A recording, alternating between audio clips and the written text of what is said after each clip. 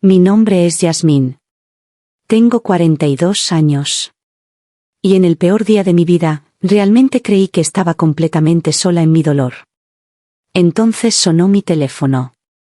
En mi pánico por silenciarlo, mis dedos torpemente toquetearon la pantalla, presionando accidentalmente el botón del altavoz en lugar del interruptor de encendido.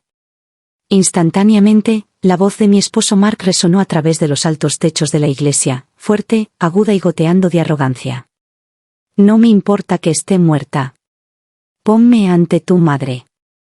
Deja el funeral y ve a la reunión de mi familia ahora mismo. Todas las cabezas giraron.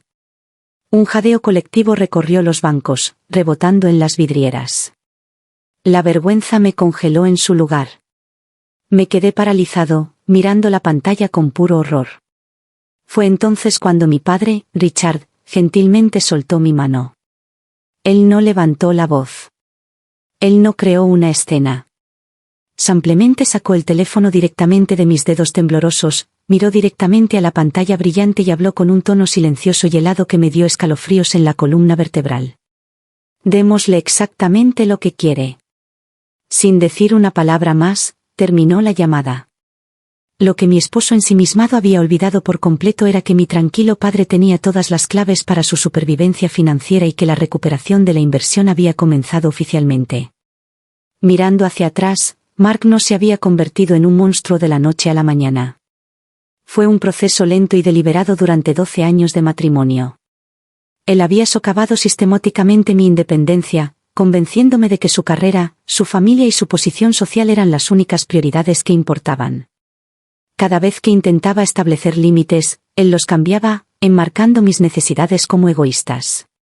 Si bien la salud de mi madre disminuyó rápidamente durante sus últimos 6 meses, la insensibilidad de Mark alcanzó un punto álgido. Pasé noches agotadoras en salas de cuidados paliativos sosteniendo la frágil mano de mi madre. Mientras Mark bombardeaba mi teléfono con mensajes enojados, no estaba preocupado por mi dolor ni por el dolor de mi madre. Estaba furioso porque no estaba en casa preparando cenas formales para sus padres o organizando los eventos de networking de su hermano. Para Mark, mi familia era un inconveniente que le quitaba la imagen de la esposa perfecta y atenta, exigía. El punto de quiebre definitivo llegó 3 días antes del servicio. Cuando le dije que mi madre había fallecido, Mark apenas levantó la vista de su computadora portátil. En lugar de abrazarme, simplemente preguntó si el funeral interferiría con la barbacoa anual de verano de su familia. Cuando le dije que el monumento caía esa misma tarde, él se negó rotundamente a asistir al mío. Afirmó que la tradición de su familia no podía reprogramarse por asuntos deprimentes. Él realmente creía que me mantendría callado, aceptaría su falta de respeto y me inclinaría ante sus demandas como siempre lo había hecho. Asumió que mi padre era solo un anciano gentil y jubilado que pasivamente le había dejado dirigir el programa. Mark no tenía idea de que detrás de la actitud tranquila de mi padre había una mente aguda y calculadora, y que sus 12 años de comportamiento controlador estaban a punto de costarle todo. En el momento en que terminó el servicio conmemorativo, mi padre no dijo una palabra. Simplemente hizo un gesto hacia su coche. En lugar de quedarnos atrás para recibir condolencias, cruzamos la ciudad directamente hacia la finca familiar de Mark. La rabia dentro de mí se había convertido en un foco frío y aterrador. Cuando llegamos a la entrada cerrada, el contraste no podría haber sido más marcado. La música alegre sonaba por los altavoces junto a la piscina, y los familiares de Mark disfrutaban casualmente de bistecs y champán. Mark estaba parado cerca del patio sosteniendo una bebida y riendo con su hermano. Cuando nos vio a mi padre y a mí atravesar la puerta lateral, su sonrisa parpadeó durante una fracción de segundo antes de volver a transformarse en su habitual expresión engreída. Se acercó completamente imperturbable, asumiendo que me había intimidado con éxito para que me sometiera. Incluso tuvo la audacia de reírse en voz baja, susurrando, «Me alegro de que finalmente hayas recuperado el sentido, Yasmín. La próxima vez, no dejes el teléfono con el altavoz encendido como un niño». Su familia observó desde el patio, sonrió y volvió a sus conversaciones, tratando el fallecimiento de mi madre como nada más que una pequeña interrupción incómoda. Mi padre dio un paso al frente. No gritó, ni hizo una escena dramática. Miró a Mark muerto a los ojos, metió la mano en una chaqueta de traje y sacó un pesado sobre notorizado de Manila.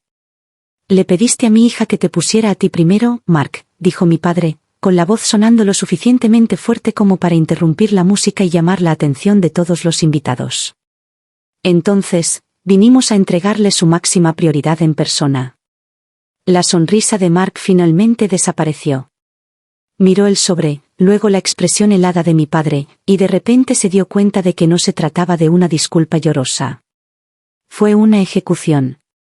Mark cogió el sobre y lo abrió con los dedos visiblemente temblorosos. Mientras sus ojos escaneaban los documentos legales formales, el color desapareció de su rostro hasta que quedó completamente blanco fantasma. Lo que Mark había enterrado convenientemente bajo años de arrogante bravuconería era la única verdad detrás de su éxito. Mi padre fue el fundador silencioso y principal garante de la firma de logística de Mark. Hace 8 años, cuando Mark estaba luchando con nuevas empresas fallidas, mi padre invirtió silenciosamente 700,000, firmó las garantías de arrendamiento comercial y aseguró sus líneas de crédito primarias. Mark se había convencido a sí mismo de que su propia mente brillante construyó la compañía, tratando el respaldo financiero de mi padre como un derecho de nacimiento permanente. Los documentos en manos de Mark eran una revocación inmediata de todas las garantías personales, un aviso de desalojo de su edificio de oficinas corporativas, que mi padre poseía por completo, y un congelamiento de emergencia de sus cuentas de capital operativo. ¿Qué es eso? Mark tartamudeó, su voz se quebró cuando su madre y su hermano se apresuraron a salir de la piscina. No puedes hacer esto, Richard. Esto destruirá mi negocio el lunes por la mañana. Exigiste que mi hija te pusiera a ti primero, mi padre respondió suavemente, interponiéndose directamente entre Mark y yo.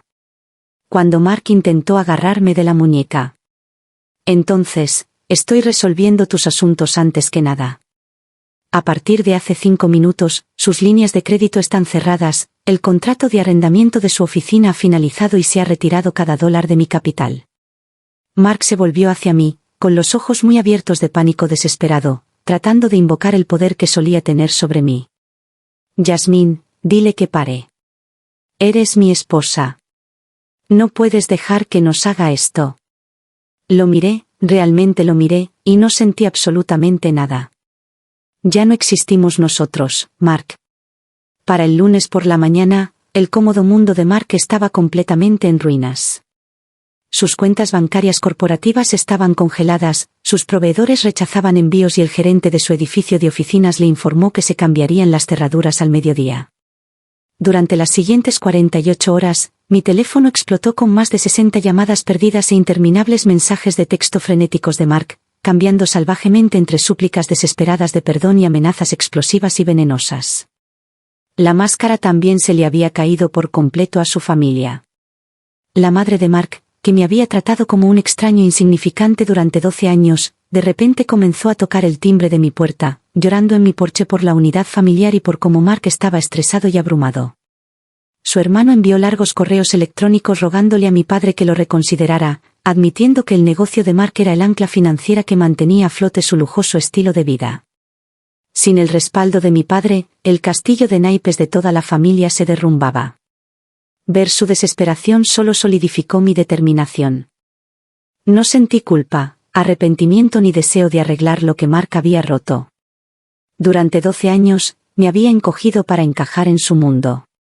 Ahora, de pie sobre mis propios pies, finalmente lo vi por lo que era, un hombre pequeño e inseguro que confundía la generosidad de mi padre con su propio genio. El miércoles por la tarde, mientras Mark caminaba frenéticamente dentro de su edificio de oficinas vacío y cerrado, mi servidor de procesos entró y le entregó una gruesa pila de papeles. No fue un acuerdo comercial ni una segunda oportunidad. Fue una petición formal de divorcio, exigiendo una congelación inmediata de todos los bienes matrimoniales conjuntos y la ruptura total de nuestros lazos legales. Mark miró a través de la puerta de cristal mientras el camarero se alejaba, finalmente dándose cuenta de que la esposa tranquila y obediente que creía tener se había ido para siempre. 3 semanas después, nos reunimos en una sala de conferencias de gran altura en el centro para la audiencia de acuerdo de emergencia. Mark se sentó al otro lado de la larga mesa, flanqueado por un abogado designado por el tribunal que apenas podía pagar. El contraste fue brutal. El hombre afilado y pulido que solía pavonearse con trajes de diseñador ahora parecía hueco, desaliñado y completamente escurrido. Su arrogancia fue reemplazada por un pánico silencioso y desesperado. Su abogado trató de negociar, proponiendo una reestructuración gradual de la deuda comercial y rogando por una parte de los activos de mi familia para mantener a flote la empresa de Mark. Pero el equipo legal de mi padre presentó nuestro acuerdo prenupcial junto con la evidencia de la mala gestión financiera de Mark. Los contratos eran férreos porque el negocio se basó completamente en las garantías personales y el capital revocable de mi padre. Mark tenía cero influencia legal. El juez revisó las presentaciones con cara severa y falló completamente a nuestro favor. A Mark se le ordenó liquidar el inventario corporativo restante, entregar sus vehículos de arrendamiento de lujo y desalojar las instalaciones de la oficina de inmediato para satisfacer las reclamaciones pendientes de los acreedores. Se quedó sin nada más que sus deudas personales y una reputación hecha jirones.